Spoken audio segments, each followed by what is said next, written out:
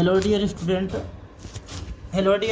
आज हम लोग 11th का पार्ट 2 वीडियो अपलोड करने जा रहे हैं, जिसमें हम लोग आज चैप्टर पर पढ़ेंगे एनिमल इन प्रिजन की चैप्टर पे डिस्कशन करेंगे डियर स्टूडेंट। ठीक है ना, ये 11th क्लास का है। ठीक है, उस दिन जो हम लोग एनिमल इन प्रिजन की इंट्रोडक्शन की बात किए थे, फर्स्ट जो वीडियो अपलोड किया गया है उसमें एनिमल इन प्रिजन की इंट्रोडक्शन के बारे में बताया है और इसमें लेखक के बारे में परिचय का इंट्रोडक्शन कराया गया था डियर स्टूडेंट। आज ये पार्ट 2 जो वीडियो है एनिमल इन प्रिजन की टॉपिक का वीडियो है। ठीक है डियर स्टूडेंट, आप इसे समझने के प्रयास करें। चलते हम लोग एनिमल इन प्रिजन के ऊपर। तो एनिमल इन प्रिजन कहता है कि प्रिजन का मतलब होता है कैदी। कैदी समझो, ये तो कैदी यानी कि जब प्रिजन का मतलब ये तो जेल भी हो सकता है, जेल भी होता है क्या जेल में जो जेल में कहता है कि जब कैदी रहता है वो जानवर की तरह रहता है। जेल में जो कैदी रहता है वो कैसा रहता है, जानवर की तरह। कह रहा है यहाँ पे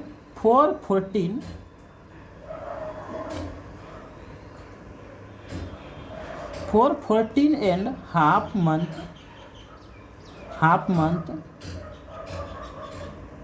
I lived in my little cell or room in Dehradun jail.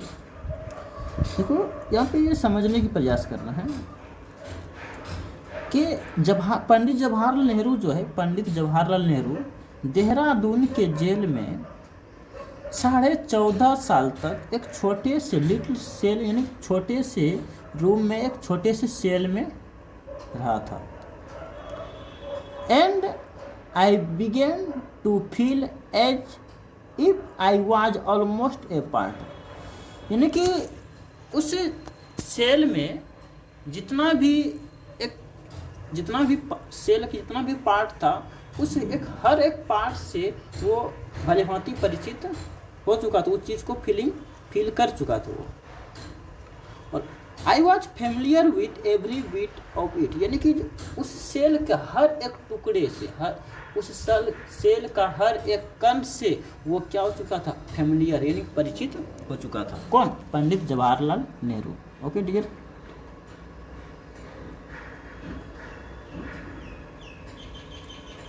Next की बात करें। I know every mark and dent on the white vast walls and one uneven floor and the ceiling with its mouth stains raptors। यानी कि पंडित जवाहरलाल नेहरू ये एक चीज़ पर टिप्पणी करना चाहता है कि जितना भी मेरी जो सेल जो था, सेल में जो चूना का पोताई किया गया था, चूना की पोताई का जो दीवार और जो अनेवन यानी कि असाधारण जो फ्लोर फर्श था, उस चीज़ से मैं हर एक चीज़ से वाकिफ हो चुके थे उस सेल्स में। ओके, जैसे कि माउथ ईटन रैप्टर्स का मतलब जैसे कि उस मुंह का निवाला जैसे होता है ना, उससे परिचित हो जाते हैं। उसी तरह यहाँ पे पंडित जवाहरलाल नेहरू कहना चाहता है। इन द लिटिल यार्ड, यानी कि लिटिल यार्ड का मतलब सुने हो ना कि इस रेलवे यार्ड में है, तो यार्ड का मतलब जो छोटा रूम जो होता है ना उसको यार्ड ही कहा जाता है, यानी कि little yard. Outside I greeted little Tufts of the grass and odd bits of stone as old friend। पंडित जवाहरलाल नेहरू को जो है उस यार्ड में, जो छोटा सा यार्ड के आउटसाइड यानी कि बाहर में जो घासों सब के जो गुच्छे थे, घासों सब के गुच्छे और जो स्टोन यानी कि जो पत्थर था, उस सभी से उन्होंने क्या कर लिया, दोस्ती। क्या कर लिया उन्होंने? सभी से दोस्ती। I was not alone in my cell. कहता है कि I was not alone in my cell, for several colonies of wasps and hornets lived there, and many lizards found a some behind the raptors। देखो सुनो, समझो यहाँ पे कहता है उस सेल में मैं अकेला नहीं था, मेरे साथ कई प्रकार के ततैया यानी कि कीट पक्षी, समझो ऐसे कि ततैया यानी कीट पक्षी भी शामिल था, उसमें रहता था उस सेल में। यानी कि कीट पक्षी, छोटा कीट मकोड़ा, कीड़ा मकोड़ा, ततैया सब छोटा, जैसे मैनी लिजार्ड यानी कि छिपकली भी पाया जाता था उस सेल में। behind the raptors emerging in the evening.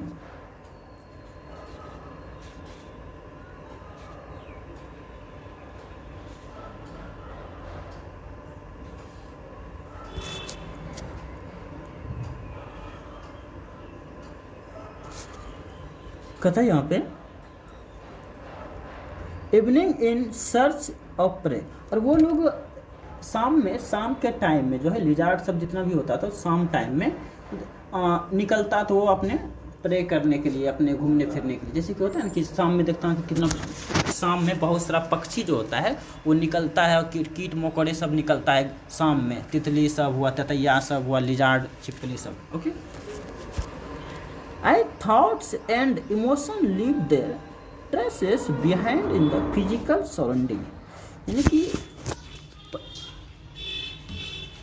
पंडित जवाहरलाल नेहरू को जो है उसकी जो सराउंडिंग, उसके जो चारों बगल जो वातावरण जो था, यानी वातावरण यानी भौतिक रूप से उस चीज़ उसे इमोशन यानी कि जुड़ गया। तो उस भौतिक यानी फिजिकल रूप से उस चीज़ से क्या हो गया, तो अपने सराउंडिंग एटमॉस्फेयर को क्रिएट कर चुका। तो वो चीज़ ऐसा देखो, यहाँ पे पंडित जवाहरलाल नेहरू ये कहना चाहता है कि जब कहीं पे तुम अकेला चले गए तो अकेला कहीं मन नहीं लगेगा, तो मन नहीं लगेगा, उस चीज़ से तुमको क्रिएट करना पड़ेगा। कि अगर कोई अगर जेल में चल जाता है, क्या जेल में उसको कैसे फेमिलियर होगा, उसका सब परिवार तो दूर रहता है, लेकिन वो अकेला जेल में रहता है। जेल में तो कैदी की तरह रहता है, जानवर की तरह रहता है, वहाँ पे रखता है। तो वहाँ से उन्होंने क्या क्या पंडित जवाहरलाल नेहरू हर एक वहाँ जितना भी चीज़ था प्रकृति नेचर की, सभी से वो वाकिफ़ हो गया, सभी को फेमिलियर बना लिया उन्होंने। ये कहना चाहता है dear student. The very air of the cell must be thick with them and they must cling to every object and little space। यानी कि उस छोटे से स्थान में जितना भी ऑब्जेक्ट, जितना भी वस्तु थे, वो सभी से कलीग हो गए। यानी सभी से उन्होंने क्या किया, एक संबंध बन गया, उसका संबंध बनते गया। और यानी कि एक हवा भी जो एयर होता है, एयर से भी उन्होंने क्या किया, उस सराउंडिंग के एयर से भी वो बहुत छोटे धीरे धीरे कलीग होते चले गया। उसको यानी कि वहाँ पे मन लगना स्टार्ट हो गया धीरे धीरे। ऐसा नहीं कि हम दूर है सेल में, ऐसा उसको फीलिंग नहीं होने लगा। ठीक है डियर स्टूडेंट, ये पैराग्राफ हो गया। नेक्स्ट पैराग्राफ हम लोग समझते हैं।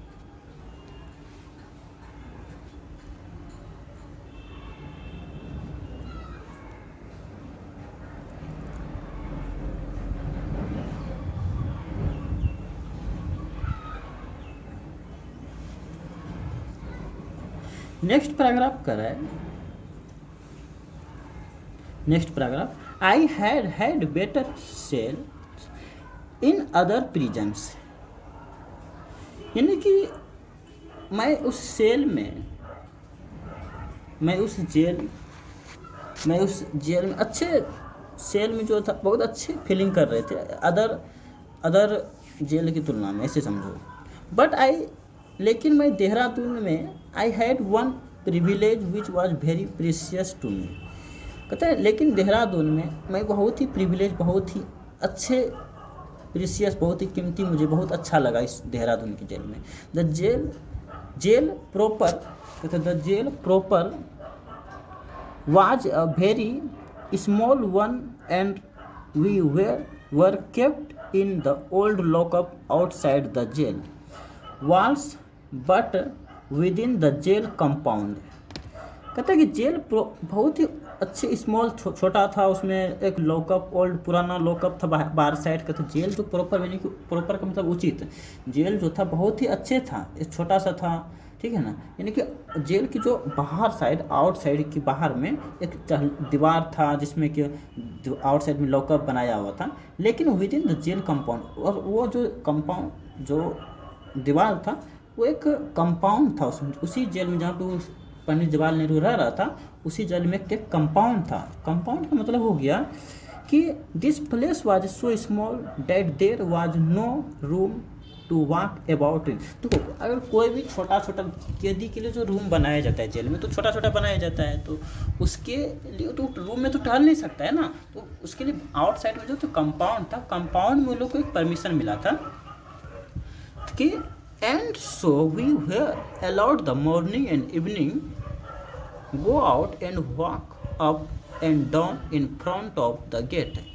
यानी कि उसको एक अनुमति मिला था, उस कैदी को, जितना भी कैदी रह रहा था उसमें सभी को एक अनुमति मिला था कि मॉर्निंग में और इवनिंग में आप उस कंपाउंड में बाहर की तरफ आप घूम फिर सकते हैं, ठीक है ना। जेल गेट के सामने जो कंपाउंड, उसमें आप घूम फिर सकते हैं। ए डिस्टेंस ऑफ अबाउट 100 यार्ड्स, यानी कि आप उसमें डिस्टेंस भी फिक्स कर क्या था कि आप इस कंपाउंड में आप बहुत दूर तक नहीं जा सकते हैं, आप 100 यार्ड्स तक ही जा सकते हैं, ठीक है ना, घूम फिर सकते हैं। We remained in the jail compound होता है, we remained in the jail compound, but this coming outside the walls gave us a view of the mountain and the fields and the public road at some distance।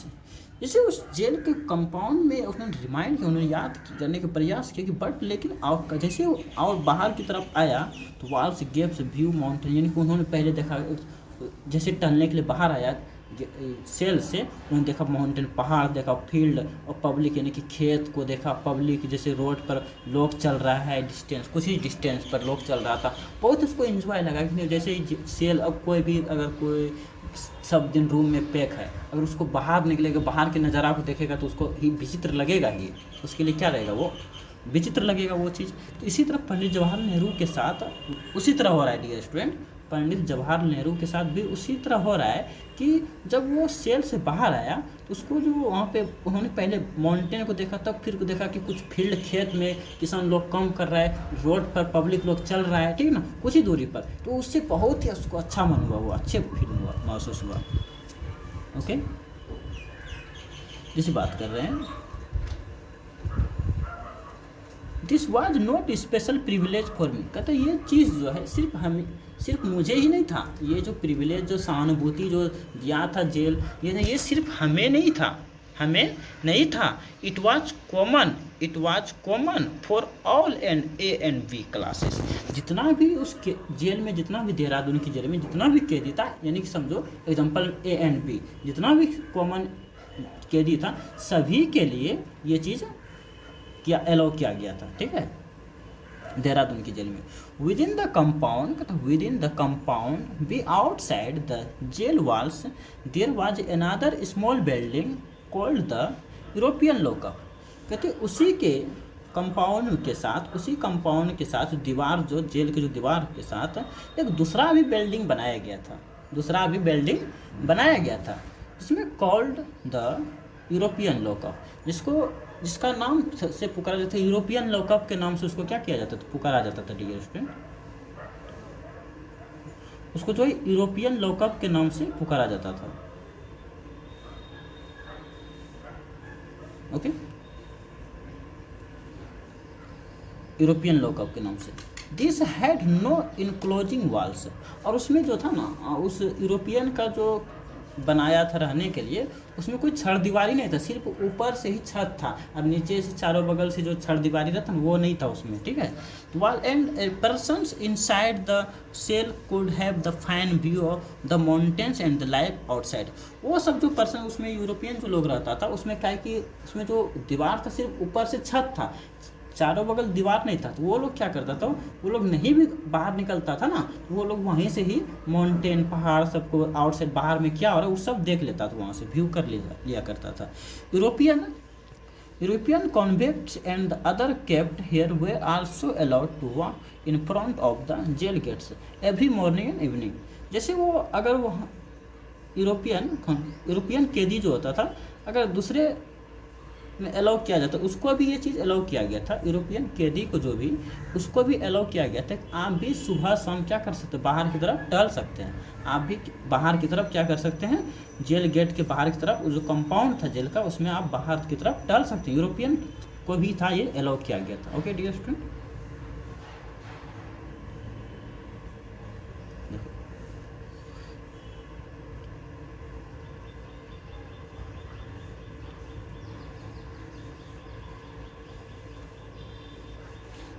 Only a prisoner, यानी कि केवल jail में कैदी ही नहीं, who has been confined for long behind high walls can appreciate the extraordinary psychological value of this outside walks walk and open view. I loved these outings and I did not give them up, even had to walk in ankle deep of water. खत्म। देखो, केवल कैदी जो है ये चीज़ को confined नहीं कर सकता है, कर चुका था कि लंबे समय से उस बड़े ऊंचाई जो दीवार था अप्रिशिएट, बहुत ही खुशी होता था, बहुत ही एक्स्ट्रा ऑर्डिनरी का मतलब होता है कि जो बहुत ही एक्स्ट्रा रहता है, जो लोग बहुत ही दूर का ही सोच लेता है, ठीक है ना, तो उसको एक्स्ट्रा ऑर्डिनरी साइकोलॉजिकल था। Value of this outside walks in open view, जैसे जैसे अगर पंडित जवाहरलाल नेहरू बाहर की तरफ निकलता था, आउटसाइड बाहर की तरफ, सेल से बाहर की तरफ निकलता था, उन्होंने ये चीज़ को अप्रिशिएट, बहुत ही उसके लिए सराहना था, यानी कि क्योंकि पंडित जवाहरलाल नेहरू को जो है नेचर से बहुत ज़्यादा लगाव था, प्रेम था उसको नेचर से, क्योंकि उन्होंने नेचर ऑफ साइंस स्टडी भी किया था, लॉ भी किया था। डियर स्टूडेंट, उसको जो बाहर की तरफ जो नज़ारा को देखा करता था, उससे साइकोलॉजिकली अगर देखें, मनोवैज्ञानिक तरीका से देखें, बहुत वो एक्स्ट्रा ऑर्डिनरी हो जाता था उस चीज़ को देखकर। I love the outwings and did not give up them during the monsoon. और जब मानसून आता था ना, तब तो पूछो नहीं, और उसके लिए काफ़ी वो इंजॉय करता था चीज़ को। तो when the rain come down for days the torrents and I had walks in ankle deep the water, जब बारिश होने लगता था, जब मानसून आएगा, जब अगर समझो बरसात का दिन आएगा, तो मानसून जिस समय आता है तो बरसात का दिन हो जाता है, उस समय तो बारिश तो होगा। जब बारिश होता था ना, उस पूरे दिन बारिश में, ऐसा नहीं कि वो बारिश में मिस कर देता था कि हम टहलने नहीं निकलेंगे, जो उसको टहलने का दिया जाता था वो बारिश में भी वो निकल जाता था टहलने के लिए, क्योंकि बारिश का मज़ा लेने के लिए, बारिश का मज़ा लिया करता था, वो टहल भी लेता था और बारिश का मज़ा भी लेता था। सुबह शाम निकलता था, और बहुत सारा कैदी जो होता था सुबह शाम नहीं निकलता था, सोचता था कि बारिश पड़ रहा है तो क्या निकलेंगे टहलने के लिए। लेकिन पंडित जवाहरलाल नेहरू जो था, वो बारिश के दिन में भी बाहर की तरफ आउटसाइड जो टहलने के लिए निकल जाता था। डियर स्टूडेंट, तो वो क्यों निकलता था? क्योंकि वो बारिश का भी मज़ा लेना चाहता था, इसलिए वो उसे बहाना बन जाता था कि हम टहलने निकले तो बारिश का भी मज़ा ले लेते हैं। ओके,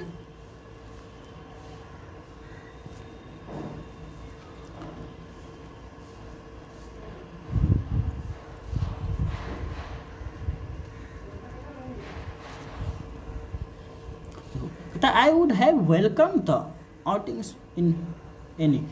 देखो, उसमें जो बारिश होता था उस चीज़ का उन्होंने वेलकम, स्वागत करता था कि मानसून जो था, ऐसा नहीं कि मानसून आ गया, बारिश का दिन हो गया, उसके लिए समस्या बन जाता था, ऐसा कोई बात नहीं होता था।